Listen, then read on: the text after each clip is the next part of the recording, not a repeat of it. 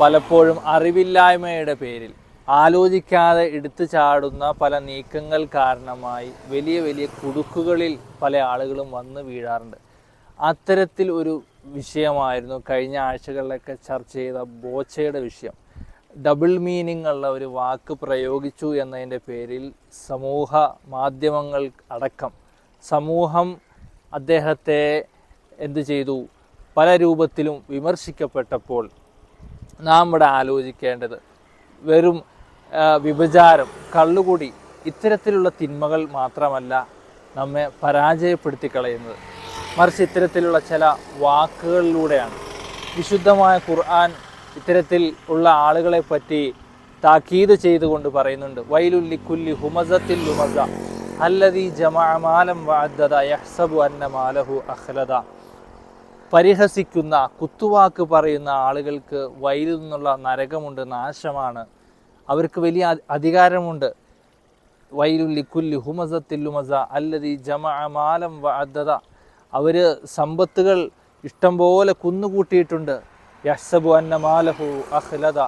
അവരുടെ സമ്പത്ത് എക്കാലവും അവനെ ഇവിടെ ജീവിക്കാനുള്ള എല്ലാ വകുപ്പുകളും അവനക്ക് ഒരുക്കി കൊടുത്തിട്ടുണ്ട് എന്ന് അങ്ങനെ ചിന്തിക്കുന്ന ആളുകൾ മറ്റുള്ളവരെ പരിഹസിക്കും, മറ്റുള്ളവരെ കുറ്റം പറയും.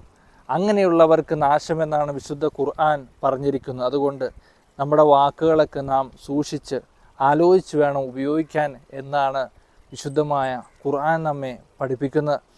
അവിടുന്ന് മറ്റൊരു ഹദീസിലൂടെ നബി സല്ലല്ലാഹു അലൈഹി വസല്ലമ തങ്ങൾ പഠിപ്പിക്കുകയാണ്, ഇന്ന മിൻ അക്ബറിൽ കബായിരി അയ്യൽ അനർ റജുലു റജുല. നബി സല്ലല്ലാഹു അലൈഹി വസല്ലം സഹാബികളോട് പറഞ്ഞു, ഏറ്റവും വലിയ വൻ പാവം ഏതാണ്? അത് നിന്റെ സഹോദരൻ അയ്യൽ അനർ റജുലു അബവൈഹി, മാതാപിതാക്കളെ പരിഹസിക്കലാണ്.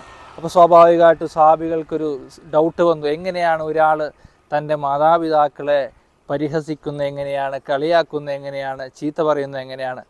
അപ്പോൾ നബി സല്ലല്ലാഹു അലൈഹി വസല്ലം പറഞ്ഞു, രണ്ടാളുകൾ തമ്മിൽ തർക്കമുണ്ടാകുമ്പോൾ യസുബ്ബർ റജുലു വാലിദൈഹി, അവൻ്റെ വാപ്പാക്ക് വിളിക്കും, ലാസ്റ്റ് സ്റ്റേജ് ആയിട്ട് അവൻ്റെ വാപ്പാക്ക് വിളിക്കും, അല്ലെങ്കിൽ ഉമ്മാക്ക് വിളിക്കും. ഈ രൂപത്തിൽ അത് ഏറ്റവും വലിയ വൻ പാവാണെന്ന് മുത്തുനബി സല്ലല്ലാഹു അലൈഹി വസല്ലമ തങ്ങൾ പഠിപ്പിക്കുകയാണ്. തർക്കമുണ്ടാകുമ്പോൾ പിന്നെ അടുത്ത സ്റ്റെപ്പായിട്ട് നമ്മുടെ മാതാപിതാക്കളുടെ പേര് വിളിക്കുന്നു.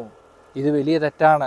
അതുപോലെ നാം ഉപയോഗിക്കുന്ന വാക്കുകൾ കൊണ്ട് നമുക്ക് വലിയ ദുരന്തമുണ്ടാകാൻ കാരണമാകുമെന്നാണ് വിശുദ്ധമായ ഇസ്ലാം നമ്മെ പഠിപ്പിക്കുന്നത്. അതുകൊണ്ട് നല്ല വാക്കുകൾ ഉപയോഗിച്ച് ഈ ലോകം കീഴടക്കാൻ നമുക്ക് കഴിയട്ടെ എന്ന് ആശംസിക്കുക.